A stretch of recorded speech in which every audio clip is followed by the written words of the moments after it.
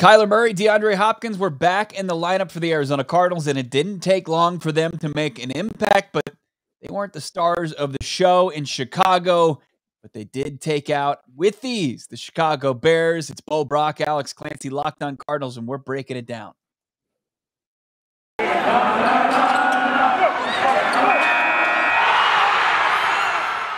You are Locked On Cardinals, your daily Arizona Cardinals podcast. Part of the Locked On Podcast Network. Your team every day.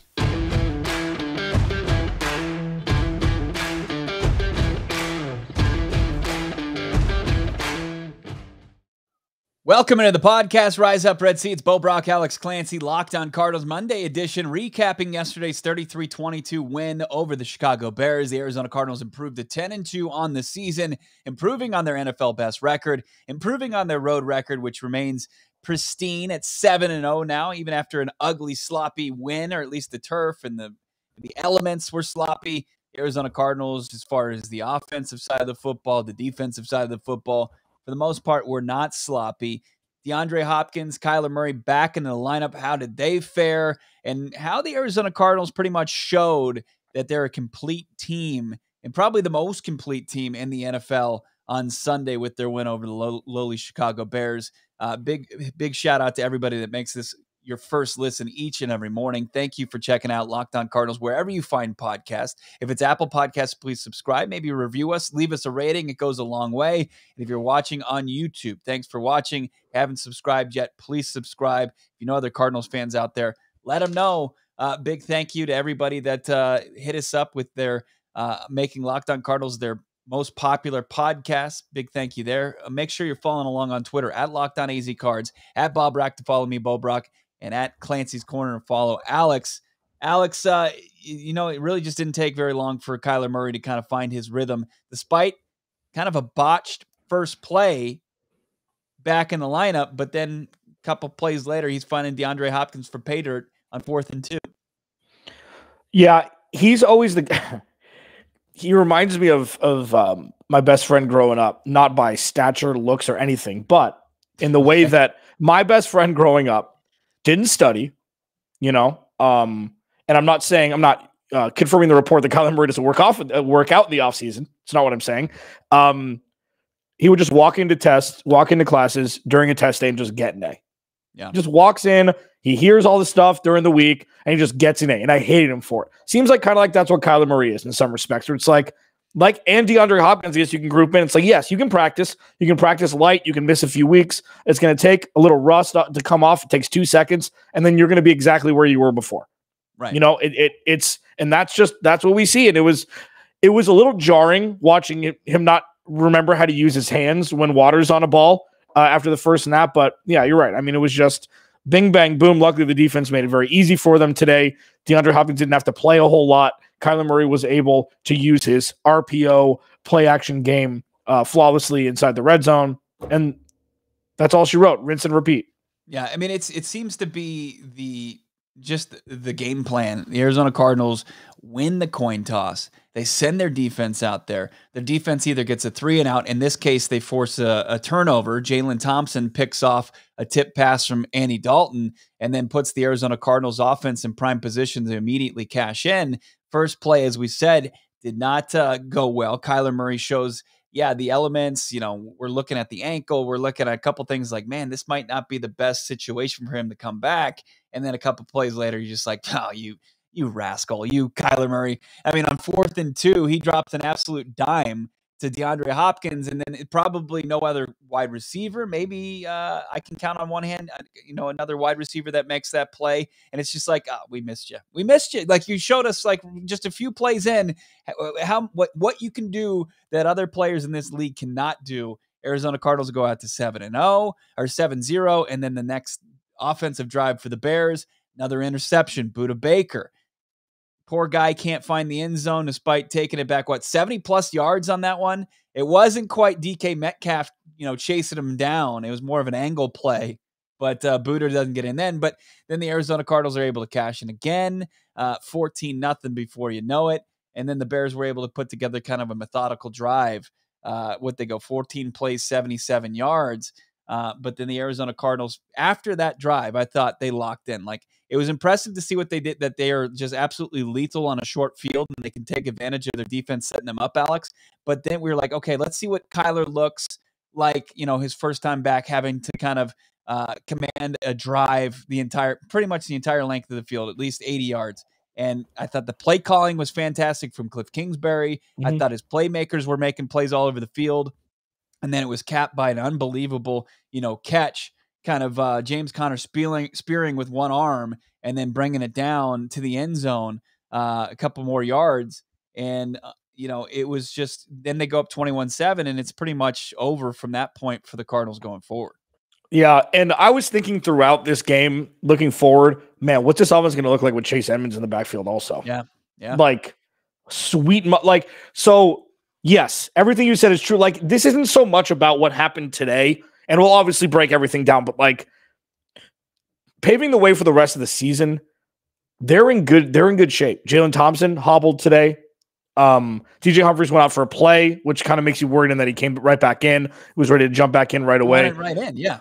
Yeah, right. Then they had to call a timeout to get him back in. But this offense needs to look a lot better than it did today. I mean, just in the grand scheme, Kyler Murray's first week back, they only had 250 yards of total offense, and I know a lot of it was on short fields. They had field goals where they probably should have scored touchdowns, growing pains getting back in against a bad team. I get all of it. Mm-hmm. But if they need to get back to their peak of where they were the first 5 weeks of the season, and I think Chase Edmonds is going to be a huge integral part of that, where you get two guys completely different out of the backfield that can both do the same things. That's really going to extend the strength of this offense. But if this defense is still going to continuously turn teams over, I mean, they have Matthew Stafford turns the ball over, Carson Wentz turns the ball over, Dak Prescott turns the ball over, Russell Wilson seems to turn the ball over. Like the Lions, they have quarterbacks that turn the ball over a lot. Then they're going to, it's going to be easier streets to maneuver around for the Cardinals offense. So this was just a little microcosm of maybe what we can see with this team being opportunistic on defense. Yeah, I just think we're looking for perfection, especially if you know what they're capable of. We've seen this offense erase, what was it, a 20-3 lead at one point from the Vikings, like in just an instant. They have that ability, and then to see them kind of struggle and be a little bit sluggish in the second half, I'm fine with that. I just think that the offense was able to kind of show that they didn't truly miss a beat, and they were able to do that in a couple ways. One, obviously, Kyler and DeAndre Hopkins are just, they're that good. They're that good to where they can be out as long as they were 38 days and come in on the first drive and immediately make a play. I thought Cliff Kingsbury's play calling was on point. You did probably have the one play that you mentioned, I think, in our post-game reaction pod where they went Wildcat. Where if you look at the Wildcat, the times that they've run it this season, they really haven't had – they've been relatively successful. It's gotten anywhere from like 4 to 12 yards. It hasn't been like a big breaker, but it's gotten yardage. It didn't work on Sunday, but for the most part – and then the Bears' defense is not that good.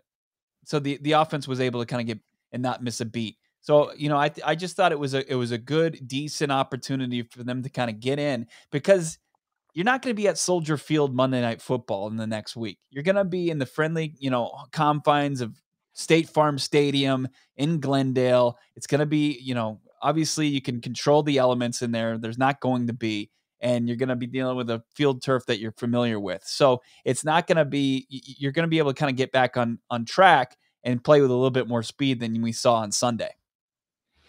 Yeah, no, it's true. The thing about so it was the Wildcat and it was the end arounds to Rondale Moore that just aren't working. Yeah. Rondale Moore, I don't know if they think the past line of scrimmage is lava with him. Like, I don't know, like going back to the floor is lava. Like, I don't get it.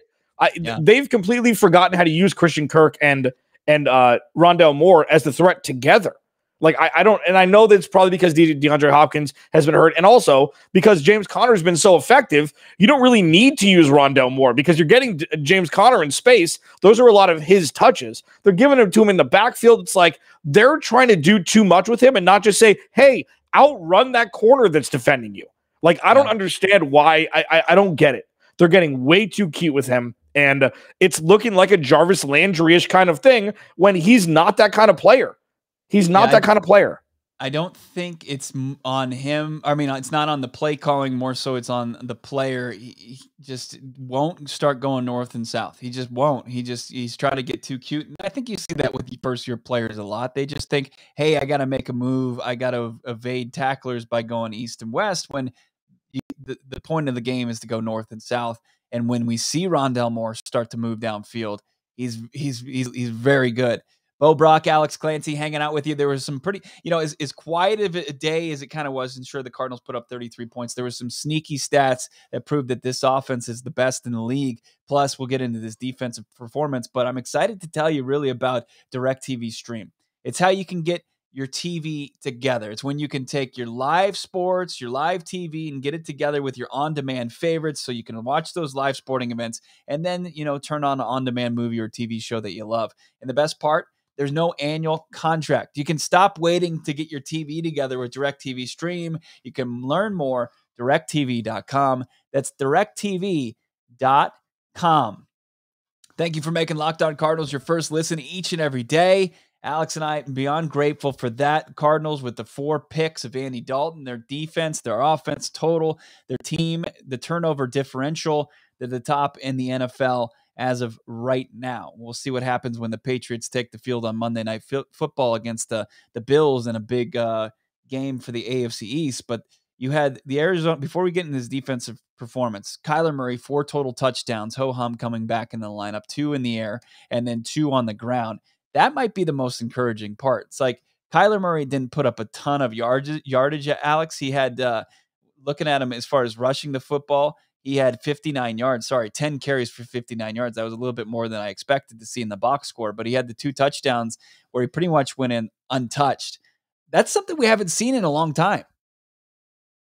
Yeah, no, it's, I think a lot of it was what the defense gave to him, because you look at it and it actually makes sense. And it was a great exploitation of it by Cliff Kings or Kyler Murray calling his own number was, you know what? Kyler Murray's probably hobbled Chicago Bears defense. Let's focus on the pass game a little bit more, focus on stopping James Conner, and you kind of forget about Kyler Murray's legs. And yeah, I think 2 of his chunk runs were a little bit on broken-ish plays, and then 2 of them were just magical RPOs, and that what we've grown accustomed to. I am missing the skip into the end zone still.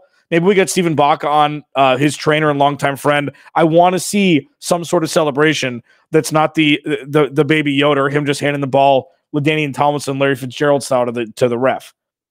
Selfishly. The last time we saw Kyler Murray rushing touchdown was all the way back in week 3 against the Jacksonville Jaguars. That was the last time. That was when we saw super naked boot too, I think. Yeah, that was Baby Yoda. That's when we really saw Baby Yoda, and it's been too long. And they've incorporated, I think, that in the Madden. Hopefully, along with that, before incorporating his touchdown celebration, they got his ratings correct. Kyler Murray was just efficient today. It's another game where he's the counterpart to Andy Dalton. He doesn't have to do too much. 11 for 15, 123, 2 touchdowns. The touchdown to DeAndre Hopkins, and the other one to James Conner. Just getting it done. Just the performance that you want to see from this offense when you're trying to get your hobbled stars back in the lineup. James Conner, as you mentioned, over 100 total yards from scrimmage, 75 on the ground on 20 carries. And then he had the big 23-yard TD reception that he one-handed and took into the end zone, 2 catches for 36 yards. Let me ask you this real quick. Do you think when Chase Edmonds gets back, he kind of takes back his role, or it's James Conner's? It was never his role. Well, I know, but he was the guy that was kind of starting the game, and he was getting, most of the looks. He was seeing a lot of touches in the 4th quarter before he went out to the high ankle sprain. Zaven Collins was anointed the starter as well, and let's see how far that worked out. Sure. I mean, I get it. I think it should be 50-50. I think this is the perfect time where you can pull the brakes off of James Conner a little bit. I'd much rather, if Chase Edmonds could stay healthy, I'd much rather Chase be the between the 20s guy and have James Conner be the bruiser inside the 20s. You don't have to prove to James Conner anything. What we've seen from everybody that has been brought to the Cardinals that was not in the Cardinals last year, Zach Ertz, I love it in Arizona. James Conner, I want to be here. Obviously, it's easy when you're winning 10 out of 12 games and you're the number 1 seed in the NFL, but you don't owe him anything. You need to do what's best for the team, and I think what's best for the team is shortening his workload if the production can come from elsewhere. And I still think Eno Benjamin should get 4 or 5 touches a game. This running game is going to be so important when people key in on Kyler Murray and DeAndre Hopkins in the playoffs that they need to be able to produce. Yeah, and I think that, you found, at least in the last couple games, it doesn't mean that, hey, it's James Conner's rock, he's RB1, and then Chase Edmonds is going to take a back seat to that and completely lose his role, because I agree with a lot what you're saying. Yeah, continue to do the work share. Continue to put a guy who has been infamously an oft-injured guy in James Conner, who played 10 and 13 games respectively the last 2 seasons. He's now played in every game for the Arizona Cardinals. Obviously he looks fresh, that he can be, and he can do it both as far as being the between the tackle guy, and he can be the guy that can catch passes, been beautiful in the screen game, and then also be your goal line guy. And he can be the guy that you can churn clock with. I think when playoff time comes, that guy exists. But right now, the rest of the season, for the remaining games, for the next 5 games, you keep him as fresh as possible. You split those carries, you keep those touches down. And look, if there's a big play, a big drive against the Rams, and you want to lean on him, do it. If there's a big drive against the Dallas Cowboys coming up, another big game, then do it. But as far as putting 20 touches up against the Detroit Lions or the Seattle Seahawks, I'm not for it. Yeah, agreed. I mean, exactly. All right, the defense was just ferocious, and the fact that we're 16 minutes into the podcast and really not talking about it is shame on us for that one. But the defensive performance, the biggest plays from Sunday, who were making the biggest plays? Are there any causes for concern as well? Let's get into that. Bo Brock, Alex Clancy here on Locked On Cardinals. Follow along on Twitter at Locked On AZCards, at Clancy's Corner, and at Bob Brack. Alex, tell me about Built Bar, the best tasting protein bar. It's always exciting to tell our listeners about that. Yeah, I actually just had the caramel apple one. Bo and I got a little fun pack. What was it? Strawberry cheesecake? Is that right? And then there was a lemon, I believe. Lemon cheesecake. I got a strawberry one too. I don't know. The best part about when you get Nick's bars, you just get a bunch of different flavors for days. Okay, Built Bar is the best tasting protein bar on the planet, number 1. But number 2, because the holiday season's around, you might not always want to eat something that's not necessarily, healthy for you or something like that. BuiltBar.com has the flavor, it has the protein, it has the high fiber, low calorie situation for you around the holidays. Sure, have your desserts, have those things, but in the morning, if you don't want a piece of cake, Built Bar is the way to go. There's so many amazing flavors. You can have raspberry and mint brownie, cherry or double chocolate, cookies and cream, or peanut butter brownie. Built Bar gives you that extra fuel you need to just bust down the mall doors and go shop, because that sounds terrible. If you're not doing it from home, you need a Built Bar first. People are so passionate about their favorite flavor. Like, we continue to talk about this in the Twitter DMs from the Locked On NFL hosts about favorite protein bars. Bo's favorite is a travesty compared to what mine is, but we won't talk about that right now. Tell Santa to throw a few extra Built Bars into stockings. There's so many different ways you can do it. Go to Built.com. Use promo code LOCKED15 and get 15% off your first order. Use promo code LOCKED15 for 15% off at Built.com. Bo Brock. 'Tis the season for all the betting action your little heart desires. And there's a ton of action right now. Bet online, fastest, easiest way to do that. It's got you covered all season long. More props, more odds than ever before as football season continues. You got the fall college football playoff, which is set. Bet online remains your number 1 spot for all your sports action this season. Head over to their new updated desktop mobile website. Sign up today. Get your 50% welcome bonus by using the promo code LOCKEDON. One word, you'll get 50%. Whatever you put in to start up, you put in $100, that means you get $50 free to help build your stack for free. From hoops, football, NHL, boxing, UFC, right to your favorite Vegas casino games. Take advantage of all that BetOnline is giving you this season.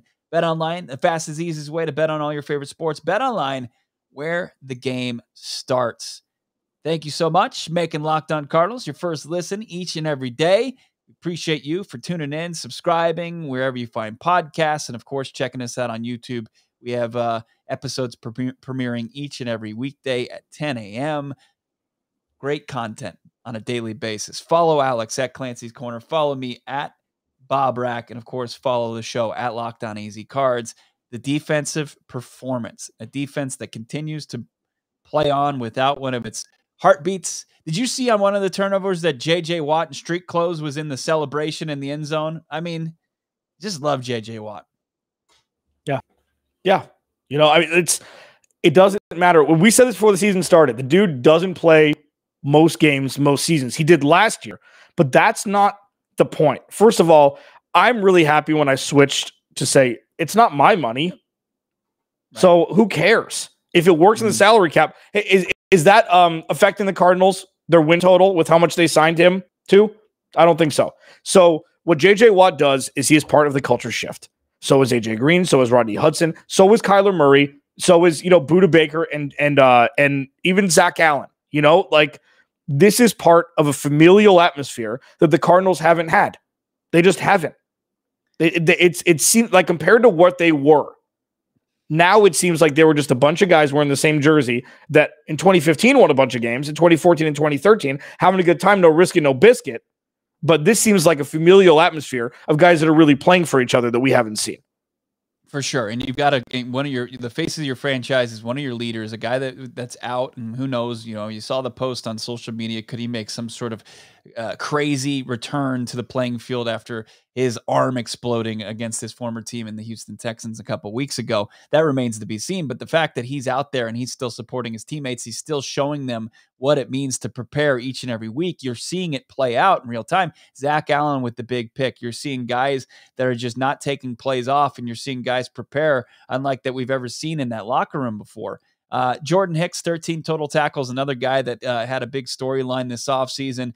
Alex pointed it out. He was a guy that had requested a trade because Steve Keim had anointed your rookie first-round pick, Zaven Collins, the starting linebacker. Jordan Hicks leads your team in tackles yesterday, and he has the 2 sacks, two tackles for a loss. Jalen Thompson in a big game as well, 10 total tackles. He had the interception as well. And Byron Murphy, I thought, was your defensive player of the game. I thought he was unbelievable yesterday. He had a sack. He was credited with a half a sack with Chandler Jones, and then also he had the interception. I thought he had some big plays. He thumped a couple guys. He tackled a tight end, something that we've never probably ever seen from a defensive back for the Arizona Cardinals that's not named Budda Baker or Jalen Thompson in the last 10 years. It's just, I'm really encouraged by this defense, and they balled out on Sunday, as they should have, against a bad, inferior offense. Sure. But you still have to do it. That's sure. Why you play the game. You still have to do it. And they did it. Isaiah Simmons in the open field tackling people is like, he's got Pro Bowl trajectory. Sometimes it takes a little bit longer. I always say it, and I know they're not exactly the same player. Devin White in Tampa Bay, they're not even close to the same player. Devin White's about 6 feet. He's not as big, not as fast, but Devin White took a year and a half before people said, oh man, that was a great draft pick. And then they won a Super Bowl. Sometimes it takes a while. You're not always going to be Devin Bush, who comes in to Pittsburgh. It's like, oh man, right away. Patrick Queen, right away. It's not always going to be that way. And Isaiah Simmons was given 46 positions to learn last year. So this is the first year where he has some clear direction. Like, you know what? Everybody else is doing their job, so I can do mine. And he's just showing in bursts that the dude's going to be here for a long time, and he's going to make an impact for a long time. At this point, when you see Byron Murphy, it's like, okay, he's doing his job. It's still great because we haven't really seen it before as a CB1, but now it's like, okay, good. You don't have to worry about that. Budda Baker, Jalen Thompson, same thing. But with Isaiah Simmons and Zach Allen coming in when he's healthy, making an impact. Chandler Jones got a tip on 2 balls today. And then Jordan Hicks. Jordan Hicks I think he's the leading tackler on the team. The dude is a guy that you need for the culture. And he's also performing this year. Yeah, I think that, and they pointed it out on the broadcast yesterday. It's just like the versatility with Byron Murphy now playing on the outside primarily, but he goes in and plays the slot, and he's one of the best slot corners in the entire league. The team, the entire defense not shying away from contact like we're used to seeing from guys like Patrick Peterson, Petty Patrick Peterson, and Drake Kirkpatrick, who were just they're allergic to contact last year. And you've got every single cornerback that's not afraid to mix it up and throw a shoulder or take down a tight end or a running back. You got the two safeties that are playing at the highest level in the NFL right now. You're probably the best safety duo out there in Budda Baker and Jalen Thompson. And then you know what you get from the pass rush. It's just, and then it complements what they try to do, what they do on the offensive end. As we pointed out, they're able to kind of cash in. And then, I pointed this out on the post-game podcast where we're talking every time right after the final whistle blows, we're talking for like 10 to 12 minutes, that when the offense stalled out in the second half and the Bears had a chance to kind of get back into it, the special teams made a play. And I just think that this team, there isn't a bigger, better, complete team than what the Arizona Cardinals have as far as versatility, guys making plays from 1 to 53, 1 to 46 on game day. It's just, it's great complementary football, and 10-2, you can see how they've been successful. And I expect them to continue this success, even with a big game coming up against the Rams on Monday Night Football a week from today. Yeah. I continue to say it throughout the year. Every game has been in its right place to figure out where the Cardinals are at. Every game. Go back to the whole schedule, every single game. Have they won every game? No.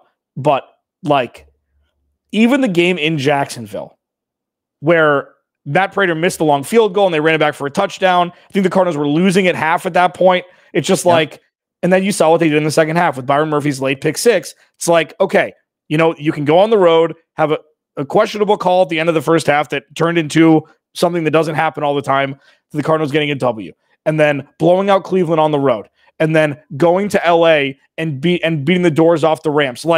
Every game has been in its right place. Can the Cardinals do this? And the next one on the list, can they go to in the Thursday night game against Green Bay?